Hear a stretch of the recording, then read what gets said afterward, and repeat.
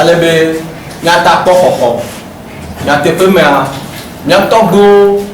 wotso le agbogbo me yewo gbɔna wo va ti etɔ ŋuti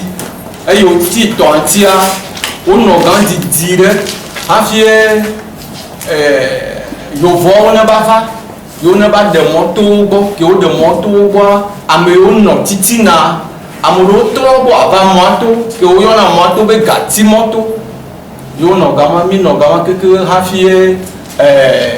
tawgbea ɖewoa le me kɔkɔmawo do va yi ɖe zafi fifia egawo tɔgbewo nɔ kekekekekeke vana ne ga ɖe me gbɔa gametɔwo avedzetɔwo wova nɔ tutɔ be miame kewo le gama be zafitɔwo alo yɔtɔtɔwo mi nyo ta mi ma atso haxɔa mi ma do la va nɔ haxɔa godo ku yewo parce que haxɔe nye liƒo ne yɔtɔ kudo siwɔ kwa ne eƒe sia ƒea o ne mi dablea ne wova wola tso mia mama dawo anazewo enu la kɔdzo ne fiata nuɖoa wola va dzogbe si gbegbetɔ 150 nene nyɔnuwo le wo me kó atɔ do miame dekawo ne kute da ɖe wola lɔ tea eke wo le kpume tsã kui makanyi wola kui vɔ kpa wola tɔ do nukɔtɔwo kaka va ɖo ga ɖe mea miata ga ɖeka va le agble kpɔa wokudo srɔ̃a ƒovɔ gametɔwo va si egbetɔ amewo nene wobe gamefia be miata ga ku nole miata ga ku srɔ̃ va ko wotsɔ kawo do nyɔnu ame ve si gbe leke wodona ka kpɔ nene ŋutsua be yewoatso ge va dze dzi me wotsɔ kpatsa kpotio le ŋutsua tsɔ be ne zɔ wa do nɔvia tsa trɔ ti ʋuduva wodo akpa wo nɔvi ke le axadzi ne ʋuduva wobe pas question ne zɔ wa do mia fofo ɖeka ba va be yɔ adzɔ ato yi ɖo ma be ne nu ke le sia wòasɔ nɔ asɔ le ge zi ɖeka ye ke ŋgbe va nɔ to yi se xɔ nyatagawo le wo si me ye nya dze gɔme yewo kɔ nya yi ɖe tribunal le enua tse vie ye wova anyigbavi juge kunu wova anyigbavia o fi ka wome kɔƒe nɔ le anyigba ya dzi kpɔ fi ka wome agble nɔ wome de wo ɖe wome ati wo ɖe wome kpɔ ɖeke kpa tribunal tso kodzoa ne zafitɔwo wova gba kodzoa wokɔ va coup d'appel kodzoa wova yi kodzoa ma awɔ coup d'appel gbatɔ tso kodzoa ne mia zafitɔwo wo gbatɔ gbe le gã wokɔ va yi coup suprême gbatɔ tso kodzoa ne mia zafitɔwo wobe zɔn be enua ke wɔ le abo yewo ŋgbadza za efiaxɔ me emɔ ɖe ko be ŋusẽ ko dzakɔ xɔ anyigba le mia si atɔ fifia mianɔ agble kɔa wola kɔ géomètre wo ɖe asi eye amewo la sugbɔ si gbetɔ 150 nene wola nɔ mɔ ɖe ede ŋuti wo ke ɖe woamui agble me wole nuwo va woanɔ anyigba ɖa wole anyigba ta kɔa wole plan wɔ ne zi ɖeka ŋkeme detɔ ko miakpɔ bo be personne influent ɖe ye ƒle gama ne be mi ba trɔ va yɔ tsa personne influent ma ko miakpɔ yi koe mi ma gba se neke gɔme ko so yi dzi kɔa ne mianɔ kɔ akpɔ ko fɔ bill koe la va katapila koe la va sɔdzawo woado sɔdzawo ɖe ʋu me akpe ɖe ŋuti kutikutuwo le asi mi ma te wɔna ɖeke ko wole miama agblewo gba atigble edegble mi ma gblɔ mi ma ke nu yiwo le dzi mi wɔ kaka do kpo si gbe leke mia fofo gble na woxɔ esɔa transmis na amewoa womele na wo gbeɖegbe no wodza mia nɔviwo miatɔ ɖe va le agbleme nyitsɔ ɖe alo ƒe ɖe me va yi anɔ si ƒe ɖeka fɔ yina ƒe eve yina ne le agbleme wova ebe bli kpa wotsɔ kpatsa le blia xa gbodza aɖo kɔƒe ɖe gama anyigba yi ta gbɔna ge agawo wòdza tso kɔƒe ɖo enua ɖugbe yi ne ko yɔ asa woaha blia me wolé ŋutsua te ɖe anyigba be yewoato ve le evia ɖeka ɖevi be yewoanɔ fi kusrɔ̃ be yewoanɔ fi ko woawu wòtɔa yewova dzo dze enuyawo dzi wole avɔwo pitipiti kaka wova si ɖevia wosi ɖe ta ge wosi ɖe abɔ ge ŋutsua ŋutɔ tsa xɔ kpatsaviwo kpatakpata ke ŋgbe aƒadodo kunɔa yewova kpɔ be amewo va yewova tati ni tontocha mi que va enia président quoi devia timidova awi tocha yo si ye wa korema e tiola siva e be ya ni lo la va voir e tinwa ja ni twa ra ko va do keke e to mo o ma teva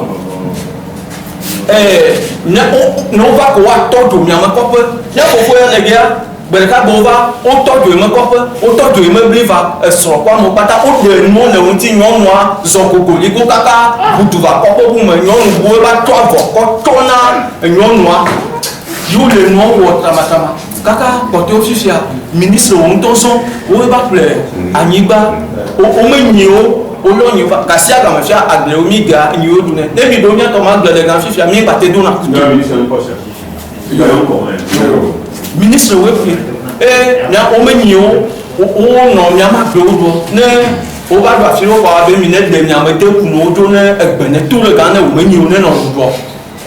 ba e mo mi ja ba mi me nya ba gbe na ne mi pe cha mi ma pota ne mi le de kuku na edukloto be de ne pe de mi anti ko la te ko ne mi parce que mi to mo le pe di eglo poto ni cho mi va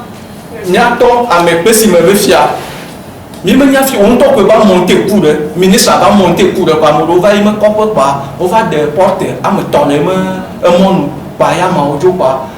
gendarmerie a be yo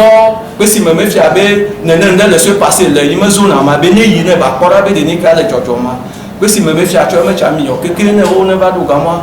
gendarmerie to do gendarme do là on va le homme totoro le papa mayo do go fia ku do be chamia e le o fia to no ga be nene se be yo e chai be aba ko ra o cha o vai me ni ka o po me ko be o de ndo le kwa ko lo ku be an cha yo la ba ba ko ra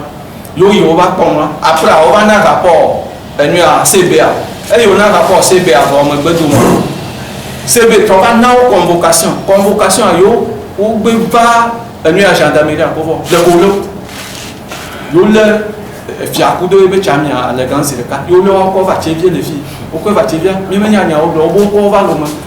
mi nya so na e fia do mo ti ro ku e du ko yo ba do lo mo ko yo ha ko na ko ke vogan fia kudo chamia o le président le vogan là présentement et le mi le gros bon e fia moi prostate le don on est son de lenti Oliva tale ganga ni chomi le kopea amobubu le cha baba be ba ple ni ame kopene mi do ati o lo wa ba mi asiri agbeto ama to ne ke ni fo le ke ni to godo ko ko pa be do ne ba ne bi kwa ko amereva be ba ple ave a ku kwa ko ku ni o to keke ba ha te pelu le gam e ha te pa wa me je ku ta on ne ke choble pa e bia pa kwa ko me ha o le yi na bla ba no no agbo kwa e ba ho convocation na mu ni toi elle est à ta vie me so non on va 3 jours les gendarmerie la gbegbe e gba to da silenti o bo gba to ba pablia be ha o ba va ko o gba to ba na convocation ni toi non on avait 3 millions ils ara garanti ta que o me ha o le ble le il est pablia o le va be il a 3 millions là aussi avant jeudi on va y o gba to na convocation on va gendarmerie la gbegbe ni toi jeudi que me na ko me le glo yo va ya o be non on avait hani la o que quand me ça me na 250 000 à côté de gloire, comment tu gloire au bas d'assis non on va avoir un que toi il faut au bas on va le nom noir au loup au lin tout le canon de cas d'Adamia mais yo men tout me dora heureusement mais il est si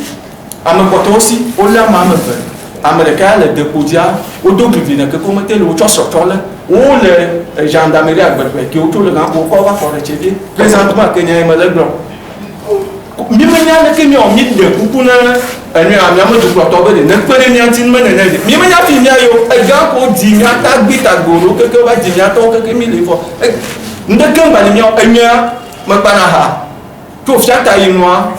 amekene le nyon no le fi fi abe ba to ko le ni am ko pe be o be amede ba ko ti ata le na o be nye bu o e ga ka me nu ka mo nye me la ka ti me ni ka mo o be ni ma ba pa ko me para enu a tonu 48 bidons elle le petit ni me da ni me to tourner o be ni ma da fora ga ma ni me da fora ga ma wa le e wu bloklo na mi de kuku mi pere nyanti duklo la na pere nyanti mi ato ati de kama de mi ayo mi ba nu du bla o cha nya me la ni o ku no bata o nya mi to le o go